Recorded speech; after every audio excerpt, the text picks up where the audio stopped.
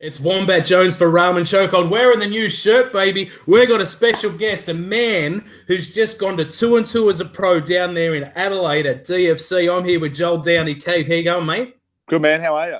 Mate, I'm always good. You should know me. But, mate, what I really wanted to start talking to you about, mate, bring up what the feeling like, to go down there on what was a week's notice and get your hand raised like that.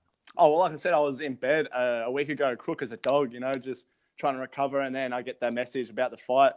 And because I've had 6 fights fall through this year, I was in no position to say no. So I just got to do it. So get in there, 24 hours out, the fight changes. I'm not sure if I'm fighting. I'm walking out. Next minute, I'm in the cage, have the fight and a win in under a minute. And the relief, and you can see it in my face. I was screaming at the cage, running at the cage. It was just a year and a half's worth of frustration and obstacles and adversity finally all just come out. And then when I got backstage, it was just like this is it, about time. And let's talk about your opponent as well, because we've got to give him major props in Goran Olijic. I mean, he stepped up. You stepped up, like you said, on a week's notice, and then your opponent's pulled out. And then on 24 hours' notice, he's put his hand up and gone, you know what, I'll throw down. I mean, we've got to give him some props too, yeah? Yeah, he's an absolute bloody soldier. Like, if it takes anyone some stones to step up for a fist fight in 24 hours' notice, you know what I mean? So I was absolutely grateful because I was going to go to Adelaide just to watch the fights because tickets were already booked. So for him to step up on 24 hours' notice is like massive props to him. But you can't control what happened. You know what I mean?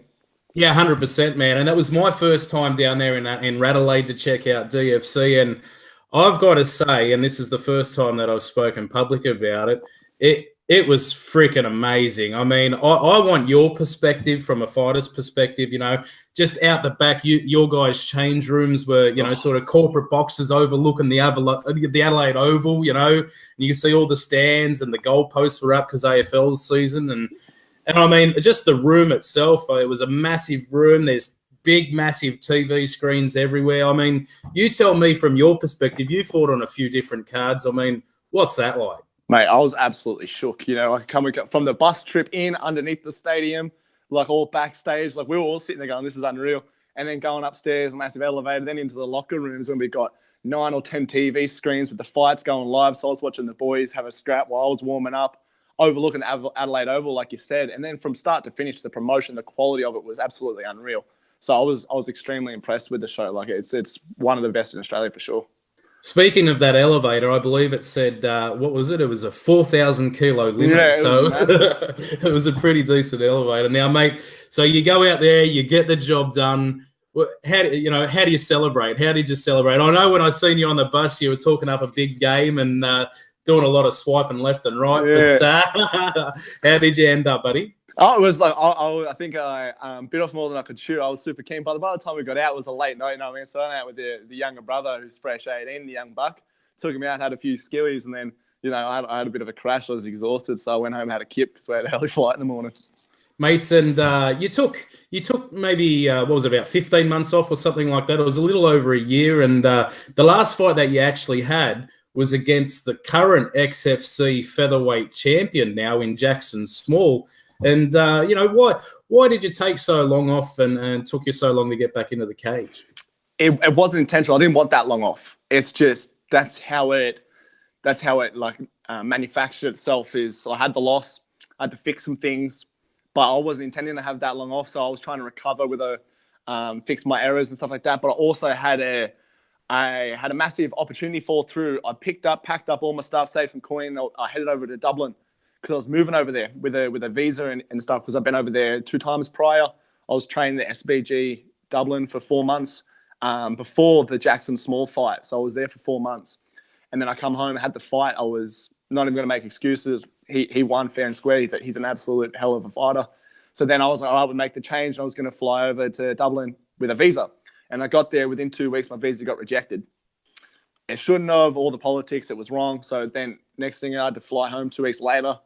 Massive down, but obviously like dream crushed, massive opportunity, a lot of money down the drain, and then back in sunny old downtown Goulburn. So then we start training, get into it, and get ready for a fight. First fight I think was scheduled February, fell through. One after another, 6 fights later, I was ready for all of them, injuries, all sorts of stuff. And then finally, knowing my luck, coincidentally, I'm in bed crook and I take the fight on a week's notice. You know what I mean? Like beggars can't be choosers.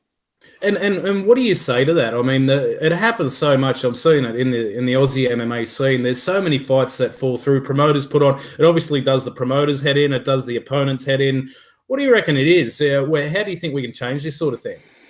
I think a lot of it comes down to poor training and lack of intelligence. People are getting injured 2 weeks out, broken ribs, broken feet. Like I said, I've been training every single day. I've had a 50-week training camp and no major injuries. Not everyone has little niggles and stuff like that.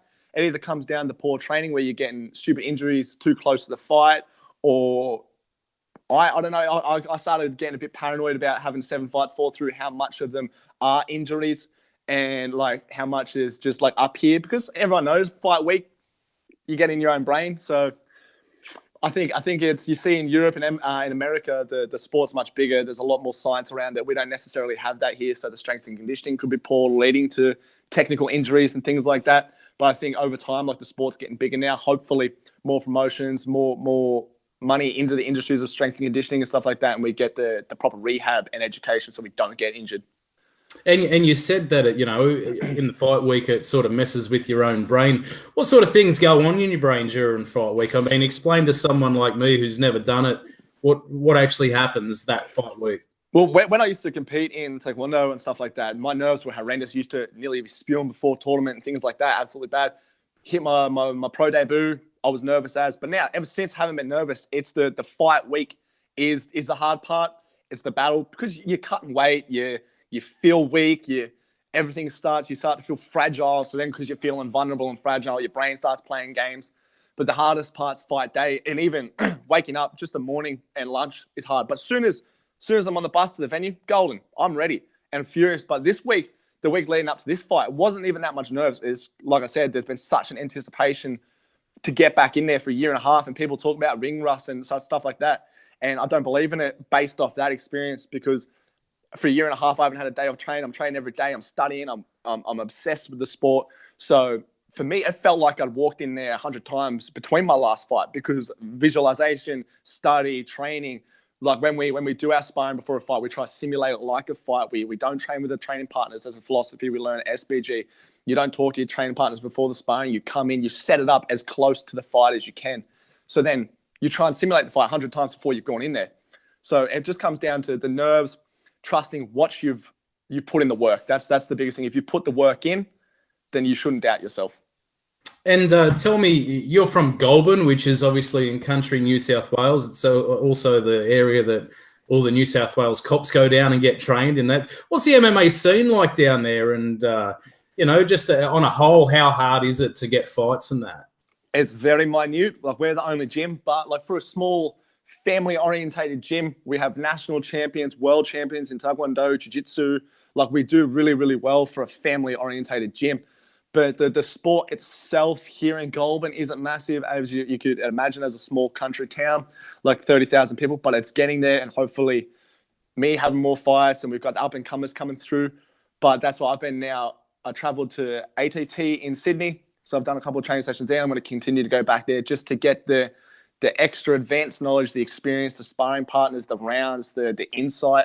Like, I get my good technical training from our gym, I get good technical training from there, and I get the sparring round. So I've come to a stage where I have to move out a little bit, but we still got good technical training here, and it's only going to get better.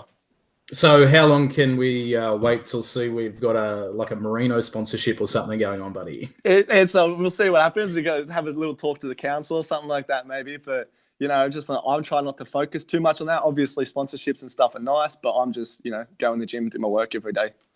Now, speaking of cool stuff, though, I mean, before the fight, I think it was a couple of days before the fight, you've chucked up on your Facebook, a certain Kung Lee's sort of reached out to you. He's got on his video and he's gone, mate, hope you do well for you. I think I'll insert it into the interview. But what's up, Joel?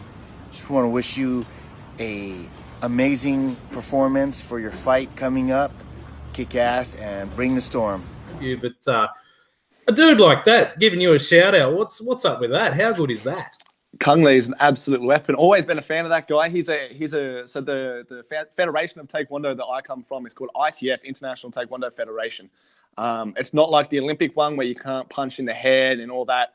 spinny, like it's very finesse. Our ITF Taekwondo is more of a heavy free sparring. You can punch the head, power kicks, more real. And Kung Lee is an ITF black belt. So he's got a friend, a mutual friend, and he's friends with me. And because I do Taekwondo, we sort of made a connection and we support one another. And he's like, as me being a massive fan of him and him seeing what I'm trying to do here in Australia. So he's just given me his support, which is massive, and it makes me feel real good, and it helps out a lot. And not only that, but on the bus, you dropped a little nugget. I'm going to bring it up. It's going public, baby. But you might even be having a little sneaky role in a movie that he's putting together. Is that right? Yeah. So he's hopefully getting a movie for himself where he's the main star. And yeah, they want me in it, whether it's as an extra or anything. But like another industry, another branch open, take what I can get, go over there, just get the experience, have a bit of fun. So hopefully that comes through. Yeah.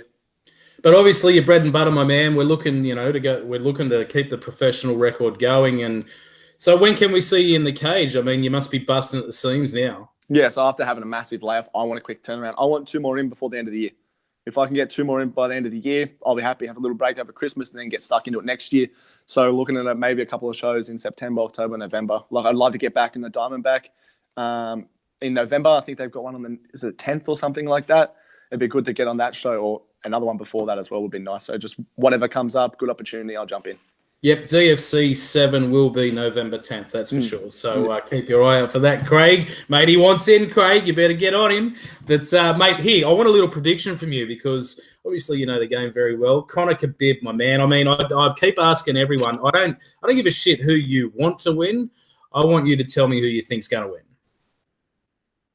Conor wins first round or second round by KO. It's going to be like the Chad Mendes fight. I thought Khabib was his hardest fight until we saw him against Ally Quinta, where he was striking with a mediocre striker at best, and he was getting tagged. So you can't have a weak chin.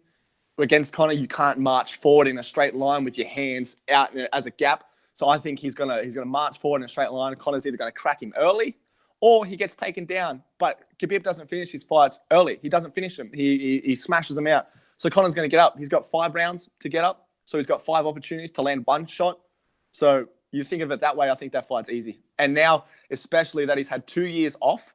He had a 12-week training camp focused on one aspect of mixed martial arts, which was boxing against the greatest boxer of all time. So his hands are going to be on another level that we haven't even seen yet. So I think it's going to be an easy fight, either like the Chad Mendes fight where he finishes him in the second, or even easier, it'll be 1 shot, just nice and quick, like Aldo. And you think if he gets that done, he becomes the GOAT? Or who do you think the GOAT is at the moment? The GOAT's a difficult one. I think it's up in the air at the moment. With Mighty Mouse losing, DC winning the second title, Conor coming back. TJ's up there as well. He does everything slick. But right now, it's up in the air. I don't even have one for that right now. Mate, that's a fantastic fan-sitting answer. Well done, mates. Now, how much do you keep an eye on the local scene? I mean, you're obviously up to date on the UFC and all that sort of thing. And I'm asking people lately, the Aussie MMA scene is absolutely exploding. I mean, there's probably at least 10 promotions out there going, if not more. What's it like for you? You keep an eye on all of them and see, what the production's like and all that sort of thing. Is that how you sort of want to pick and choose who you fight on? Are you just happy to sort of take anywhere? Or who do you think at the moment's leading the Aussie scene in the MMA? The Aussie scene's on fire. It's absolutely on fire. Like a couple of years ago, it was a bit low. And like after being in Europe and seeing the European shows and how they run their shows, when I first went over there, the MMA scene was lacking here in Australia. But now coming back, like it's all on fire. I don't keep an eye on like the local fighters, who's up and coming, who I really want. Like I look at the UFC because that's the end goal.